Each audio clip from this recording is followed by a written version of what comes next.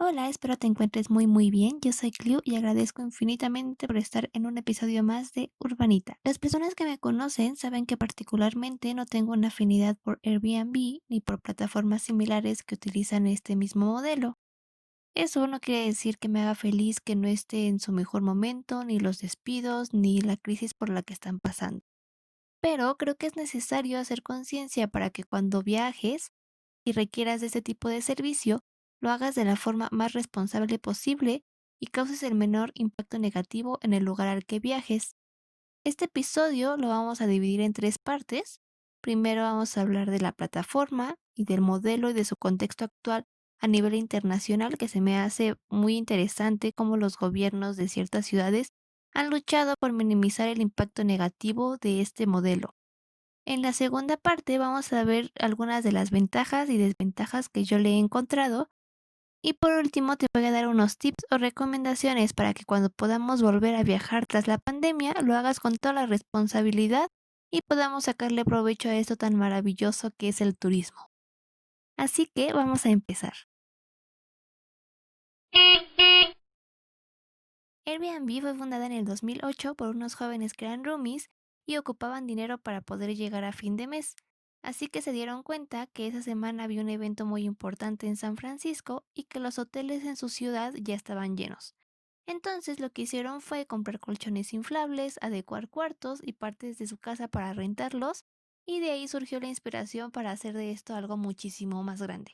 Metieron su proyecto a una incubadora y para el 2012 ya tenían 6 oficinas en diferentes países. En el 2017 tuvieron un ingreso de 2.600 millones de dólares.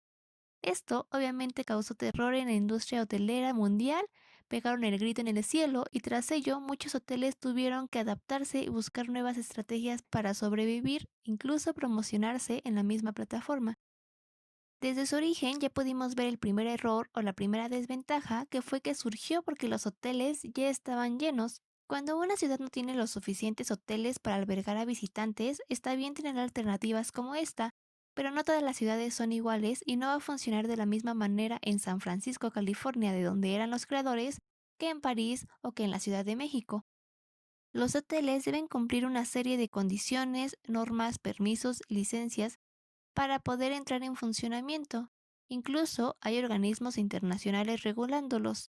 Toda ciudad tiene cierta capacidad y si esta es sobrepasada se empiezan a ver las consecuencias como en los ejemplos de los que hablaremos próximamente. Esta empresa es una plataforma dedicada al alojamiento, en el cual los anfitriones pueden publicar su servicio o bien alquilar propiedades. Cada que un usuario hace un pago, Airbnb se queda una comisión aproximada del 10%. Hace unos meses, con la pandemia del 2019, Chesky, el director ejecutivo, uno de los fundadores, dijo que la compañía estaba preparando su salida de la bolsa, que su proyecto, el cual tardó 12 años en construir, lo había perdido casi en su totalidad en 6 semanas. También en mayo anunciaron el despido de 1.900 empleados en sus oficinas de todo el mundo, lo cual equivale a un 25% de su plantilla de colaboradores, y además los corrió por Zoom. Tras la crisis, Airbnb permitió que los usuarios cancelaran sus reservaciones sin ninguna multa y además brindaron ayuda financiera a sus anfitriones, lo cual se me hizo muy buena onda de su parte. Todo esto negativo no quiere decir que sea el fin para esta multimillonaria empresa, sino que va a tener que evolucionar y convertirse en una empresa más sostenible, tanto económica como ecológicamente. Una de las medidas por las que optaron algunas plataformas como Airbnb y Booking fue ofrecer alojamientos de más de 30 días con el objetivo de cubrir esta nueva necesidad del forzoso home office, porque muchas personas querían rentar un espacio para poder trabajar ahí. También hubo personas que se querían mudar temporalmente cerca de su familia o a una parte de la ciudad donde hubiera más vida para pues no gastar tanto en traslados, o por el contrario a lugares que estuvieran alejados de todo. En general, la industria del turismo se enfrenta a un futuro incierto. El turismo como lo conocemos hoy en día se terminó, para bien o para mal. Ahorita estamos en una época de cambio de conciencia colectiva y la pandemia nos hizo ver muchas cosas, como la forma en la que estábamos haciendo turismo, que era un turismo en masas. Y bueno, como yo soy bien pelonera, te voy a empezar a enlistar las desventajas que yo le he encontrado a este modelo de negocios, a estas plataformas. que si bien ya existía desde muchísimo tiempo atrás la renta de departamentos y casas y habitaciones, con el internet, con las nuevas tecnologías, las aplicaciones y demás, pues esto se empezó a desbordar. Bueno, la primera desventaja es que acelera la gentrificación y congestiona la ciudad. Al no estar completamente regulados, aumenta el promedio de la demanda. Por ejemplo, cuando vas de viaje te quedas en un hotel, o en hostales o en posadas.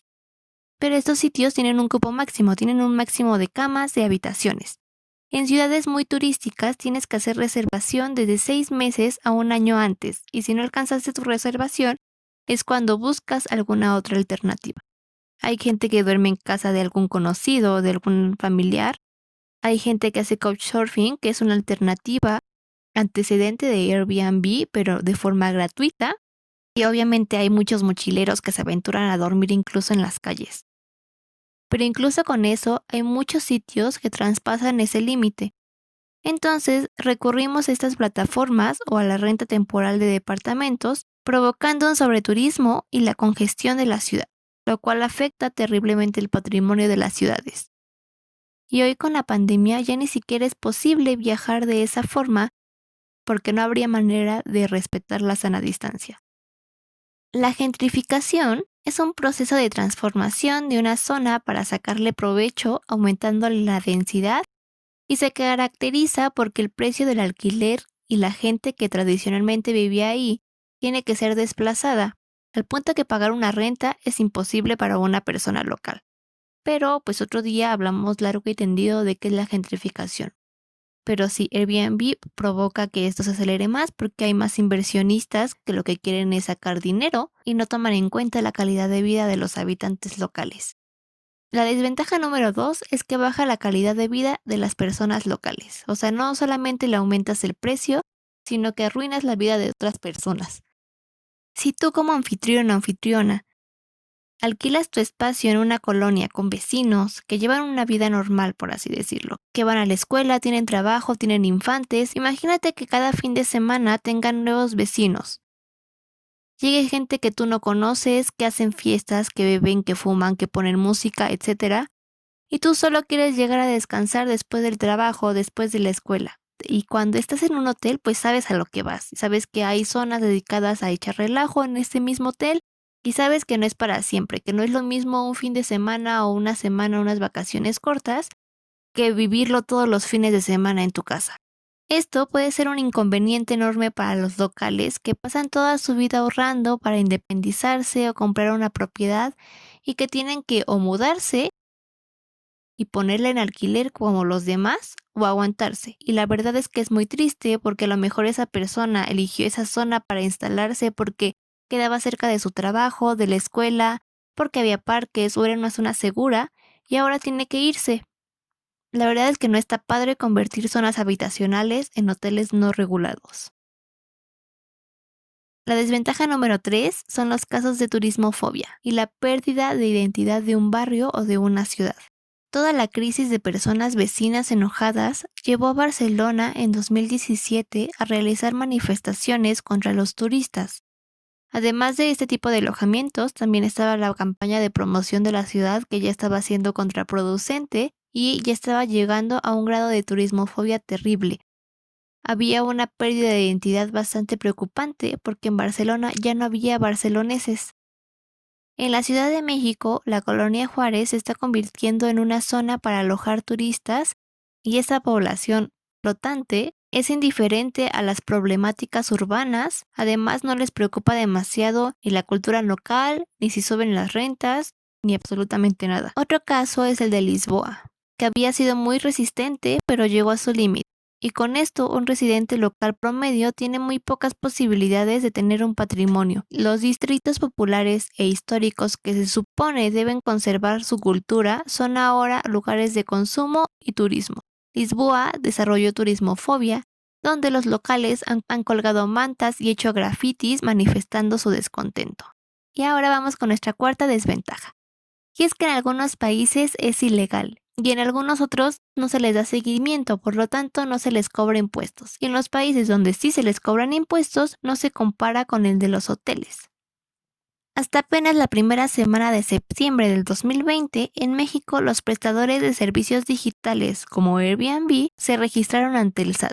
Por otro lado, también hay que entender que la industria hotelera tiene que ponerse las pilas. La mayoría de los hoteles que tenemos en México son franquicias extranjeras y muchas veces el sueldo de los trabajadores es muy injusto. Hay puestos muy mal pagados y eso debería ser un punto de discusión en la industria hotelera para que podamos tener más beneficios y los hoteles puedan tener realmente una sana competencia. Después de la pandemia, a mucha gente le va a dar miedo estar en un hotel compartiendo áreas comunes. Pero en ese aspecto las medidas sanitarias son más estrictas en un hotel que las de Airbnb donde no hay una regularización. El pasado 1 de julio, Ámsterdam prohibió alquileres de tipo Airbnb en el centro de la ciudad. Y en los otros barrios, los alquileres vacacionales se permitirán solo con un permiso especial y en un máximo de 30 días al año y no con más de 4 personas, ya que en Ámsterdam una de cada 15 viviendas figura en la plataforma. El ayuntamiento quiso frenar el turismo en masas ya que las molestias de los locales eran bastante frecuentes. Así que decidieron apostar por el rescate de sus barrios, principalmente aquellos que tienen una historia de más de 500 años. En Italia, así como en Perú y en otros países, se está apostando por un turismo interno y muchísimo más ecológico. En Venecia se reciben al año más de 30 millones de turistas, lo cual representaba mucha presión para los residentes. El patrimonio y el medio ambiente ya estaban en el colapso. Y las personas que habitan ahí están exigiendo que con la pandemia se dé fin al dominio de los alquileres vacacionales.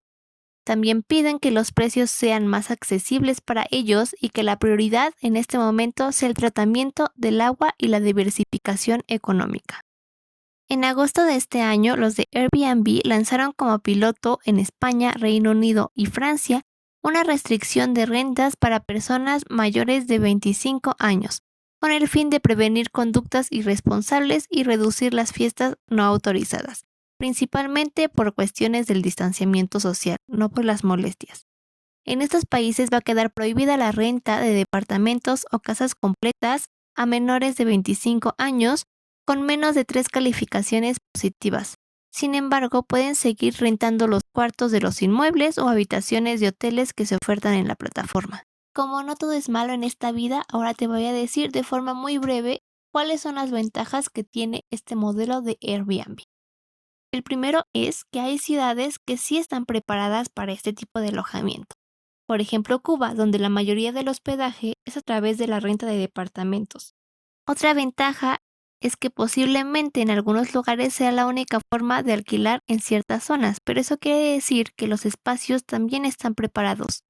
La tercera ventaja es que algunos pueden ofrecer experiencias únicas en lugares exóticos lejos de todo o una experiencia de turismo comunitario, pero significa lo mismo que se hicieron para eso, para gente viajera. La cuarta es que puede ser una opción muy económica y puede ser lo más cómodo cuando viajas en grupo, con tu familia o con varias amistades. Yo sé que hay muchísimas más ventajas y desventajas, pero estas son las que hasta el momento he logrado reconocer. Así que si tú tienes una, ve a las redes sociales y coméntanos cuál es. Y ahora sí, como te dije al principio, te voy a pasar unos tips o recomendaciones de viajera a viajere. Si vas a viajar en grupo, tipo Erasmus, Spring Breaker, viaje de generación con la familia escandalosa, con tus amistades que les encanta la fiesta, el volumen alto, asegúrate de que donde vas a estar y lo que vayan a hacer no comprometa el bienestar de las personas vecinas. Tampoco dañes el edificio donde te vayas a instalar y mucho menos si es un inmueble patrimonial. Renta en lugares previamente preparados para ello, como las experiencias únicas o condominios dedicados a este giro. Siempre que viajes, consume lo local. Busca artesanías, restaurantes, gente que haga fotografía, tours, artistas locales, para que de esa manera puedas apoyar la economía en distintos sectores. Si eres anfitrión, asegúrate de que tu casa esté bien preparada y que también lo esté en tu ciudad y tu colonia, tu barrio y tus vecinos, que no causes un impacto negativo. Por último, evita lugares con sobreturismo. Bueno, ahorita por la pandemia casi no hay turismo, pero asegúrate e investiga bien antes para que evites este tipo de sitios, porque afectas el medio ambiente y el patrimonio de donde viajas. Ni siquiera se tiene una experiencia muy placentera. Creo que esto sería todo de mi parte. Está bien si tú tienes una opinión diferente o si tienes una afinidad por este método o por esta plataforma. Quiero decirte que este es mi punto de vista como urbanista, como viajera, como fanática del patrimonio cultural, del medio ambiente y también como usuaria de la ciudad. Ahora te toca a ti la reflexión, que busques más notas, más ejemplos y que vayas a las redes sociales de Urbanita, @UrbanitaC en Facebook e Instagram y me cuentes cuál ha sido tu experiencia buena o mala con este servicio, para que también sigamos echando chisme y veas más contenido exclusivo. Compártelo con tu influencer de confianza, ese que siempre recomienda estas plataformas, o con alguien a quien le pueda servir esta información. Por ejemplo, tu amigo o tu amiga que siempre está viajando. Yo soy Clio y te agradezco muchísimo haber llegado hasta acá. Puedes encontrarme en Instagram como @Clio_cast y nos vemos, no es cierto, nos vemos. Nos escuchamos la próxima semana. Bye.